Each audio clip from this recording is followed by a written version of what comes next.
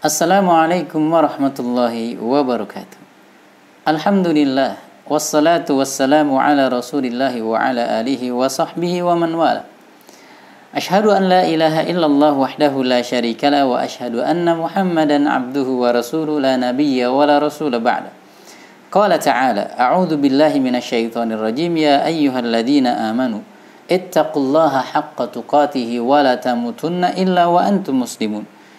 Wa qala alaihi salatu wassalam, la yuhibbu rajulun qauma illa husyira ma'ahum, wa qala fi haditsin akhar, anta ma'a man ahbabta. Teman-teman sekalian, sahabat channel kami yang mudah-mudahan Allah selalu berikan kesehatan iman dan kesehatan badan. Al-Imam Ibnu Jarir At-Tabari di dalam tafsirnya jilid ketiga halaman 815 memaparkan beberapa riwayat yang mengisahkan sebuah kisah masing-masing riwayat tersebut tentang sebab turunnya surat An-Nisa ayat yang ke-69.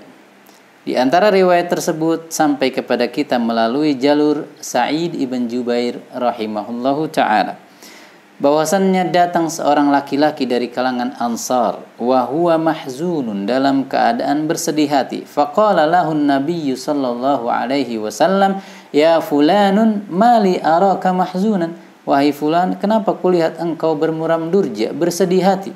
Faqala, ya nabiyallah, syai'un fakkartu fihi, wahai nabinya Allah, ada satu hal yang sedang aku fikirkan. Lalu Nabi bertanya, apa yang kau pikirkan wahai temanku, wahai sahabatku?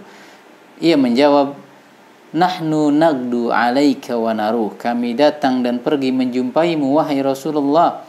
Nanzuru fi wajhika wa nujalisuka, kami melihat dan menatap wajahmu yang mulia dan bermajlis denganmu untuk mendengarkan Al-Quran. Ghadan turfa'u ma'an nabiyyin fala nasilu ilaika, namun nanti ada masa dan waktunya Allah akan mewafatkanmu, lalu kami tak punya kesempatan lagi untuk melihat dan menatap wajahmu, berjumpa dan bersua denganmu. Nabi pun terdiam hingga datanglah Jibril memberikan dan membawakan jawaban dalam sebuah ayat yang sangat sering kita dengar. Barang siapa yang mentaati Allah dan mentaati Rasulullah, maka mereka itulah orang-orang yang akan membersamai para nabi dan membersamai para as-siddiqin wasyuhada'i wassalihin, dan mereka-mereka inilah sebaik-baik teman dekat. Sahabat yang dimuliakan oleh Allah Subhanahu wa taala, lihatlah bagaimana kegelisahan dan kegundahan para sahabat Nabi, khususnya dari kalangan Ansar. Bukan perdagangan yang mereka konsultasikan, bukan kerugian yang mereka khawatirkan, namun akhiratlah yang mereka fikirkan. Berbeda dengan kita yang sungguh jauh masa kehidupannya dengan Rasulullah, tak pernah bersua dengannya, pun demikian jauh pula amalan kita daripada menuju surganya. Teman-teman sekalian yang dimuliakan oleh Allah Subhanahu wa taala, ayat ini menjadi hiburan bagi kita. Meskipun kita jauh masa kehidupannya, kita tak bersua dengan Nabi, ini adalah jawaban bagi kita yang gelisah dan khawatir bila nanti kita tak berjumpa dengan Rasulullah, kita tak sampai dengan para siddiqin dan syuhada serta salihin di dalam surga bersama Rasulullah sallallahu alaihi wasallam. Lalu siapakah as-siddiqin? As-siddiqin dipaparkan dalam kitab ini, Tafsirut Tabari. Ada dua akar kata yang diambil kata tersebut darinya. Yang pertama as-sidqu, yang kedua as-sadaqah. Jadi makna as-siddiqin adalah tubba'ul anbiya, para pengikut Nabi, walladzina saddaquhum, dan yang membenarkan apapun yang datang dari Nabi Muhammad sallallahu alaihi wasallam, meskipun hal tersebut bertolak belakang dengan nalar dan logika, khususnya di zaman kita ini, di zaman semuanya serba instan dan canggih, semuanya didasari oleh logika. Namun bila kita termasuk orang-orang yang membenarkan apapun yang datang dari Rasulullah berkaitan hal-hal yang gaib misalnya, maka mudah-mudahan kita termasuk orang-orang yang akan membersamai Rasulullah di surga kelak. Yang kedua sedekah. Dari kata sedekah, jadi makna as-siddiqin adalah orang yang selalu atau banyak bersedekah.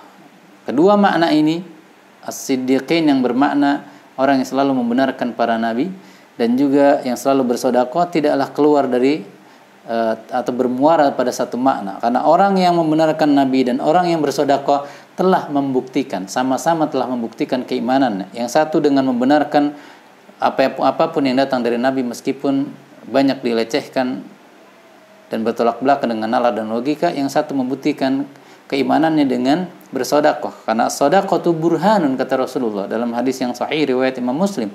Sedekah adalah bukti keimanan, bukti kebenaran iman kita. Yang kedua, asyuhada, jamak daripada syahid, dan dinamakan syuhada atau dengan disebutkan istilah syahid dengan berasal dari kata syahadah karena mati syahid, mati di medan pertempuran adalah pembuktian keimanan. Kemudian yang ketiga, as-salihin, jamak dari salih. Siapakah orang salih? Kullu man saluhat sariratuhu wa alaniyatuhu. Orang yang baik dan bagus luar dalam, baik saat dia sendirian maupun saat dia berada di hadapan khalayak ramai. Nah, teman-teman sekalian, jika kita taat kepada Allah dan Rasul-Nya, dari mulai hal-hal yang kecil dalam urusan rumah tangga hingga hal-hal yang besar berkaitan dengan tata negara, maka insya Allah kita akan membersamai para nabi, as-siddiqin, wasyuhada'i, was-salihin. Barakallahu fikum, wallahu ta'ala a'lam bishawab. Assalamualaikum warahmatullahi wabarakatuh.